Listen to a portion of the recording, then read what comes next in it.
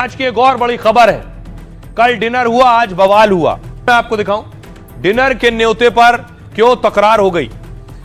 तस्वीर देखिए जरा, बवाल की तस्वीर मैं आपको दिखा रहा हूं। अगली तस्वीर में आपको दिखाऊं कि आखिर हुआ क्या। यह तस्वीर आप देख रहे हैं, ये कल डिनर दिया गया था। राष्ट्रपति ने डिनर दिया था, पुतिन को यह डिनर दिया था, और इस डिनर में राहुल गांधी को न्योता नहीं मिला। अगली तस्वीर देखिए जरा, इस डिनर में शशि थरूर पहुंचे थे। देख रहे हैं शशि थरूर, उनके साथ निर्मला सीतारमण। उसी रात्रि भोज की तस्वीरें हैं जिसमें पुतिन भी मौजूद थे। राहुल गांधी को नहीं बुलाया, लेकिन इस पर बवाल हुआ। लेकिन आज एक और तस्वीर मैं आपको दिखाऊं, ये आप देख रहे हैं शशि थरूर मौजूद हैं। उसी डिनर में जो तस्वीर ली गई, ये वो तस्वीर है। यहां भी देखिए शशि थरूर, पुतिन जहां खड़े हैं उसी रो में बैठे हुए हैं। उनका थोड़ा सा चेहरे का हिस्सा दिख रहा है।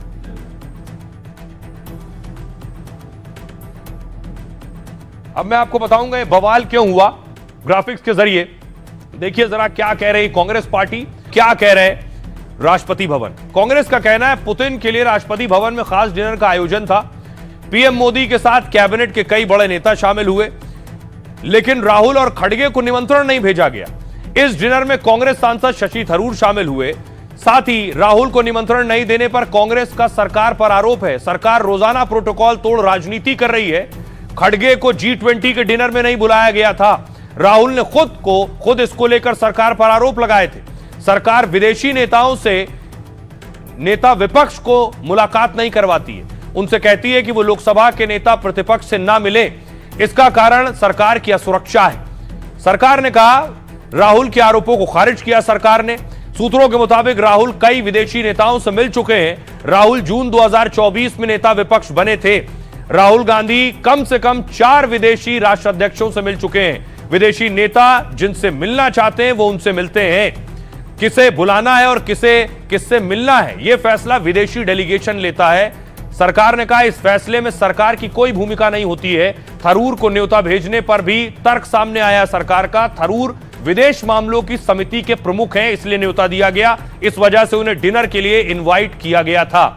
राष्ट्रपति भवन की तरफ से क्या कहा गया, निमंत्रण पर राष्ट्रपति भवन से सफाई आई और कि आखिर राहुल को क्यों निमंत्रण नहीं भेजा गया। सूत्रों के मुताबिक आमंत्रण किसी पद का अधिकार नहीं है। किसी को आमंत्रण भेजना राष्ट्रपति भवन का विशेषाधिकार है।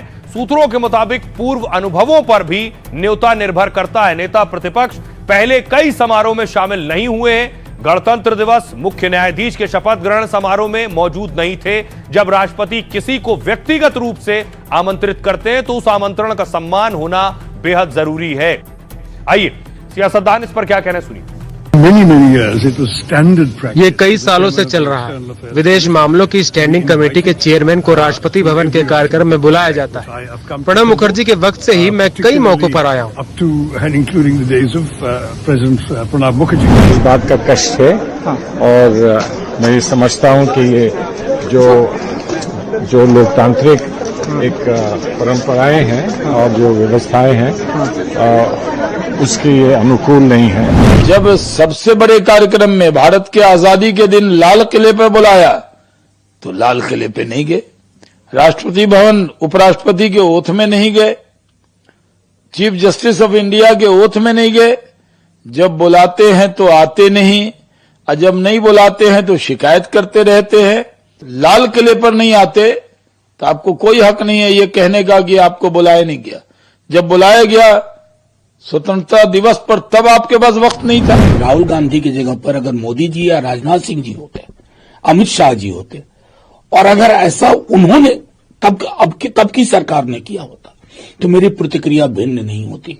इस देश को एक मैसेज दुनिया को देना है कि हमारी डेमोक्रेसी चुनाव तक हम लड़ते हैं, चुनाव के पश्चात साझा सोच है, साझा विचारधारा है। और आइए अब आपको बताऊं इस पर सियासतदान क्या कह रहे हैं। आखिर राहुल गांधी को नहीं बुलाने पर लेकर सबसे पहले देखिए जयराम रमेश कह रहे हैं ना तो लोकसभा में नेता प्रतिपक्ष और ना ही राज्यसभा में नेता प्रतिपक्ष को भोज के लिए आमंत्रित किया गया है।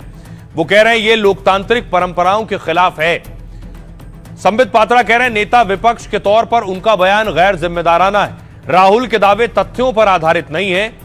पवन खेड़ा ने कहा यह बेहद हैरान करने वाली बात है।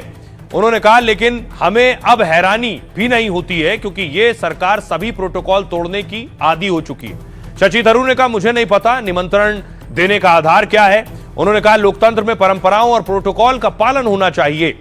साथ ही पुतिन के लिए आयोजित भोज में अच्छा लगा। थरूर ने कहा रूसी प्रतिनिधिमंडल से बातचीत करने का भी मौका मिला है। इमरान मसूद ने कहा शशि थरूर को पता है कि वो क्या कर रहे हैं। मैं पार्टी लाइन का पालन करने वाला व्यक्ति हूं।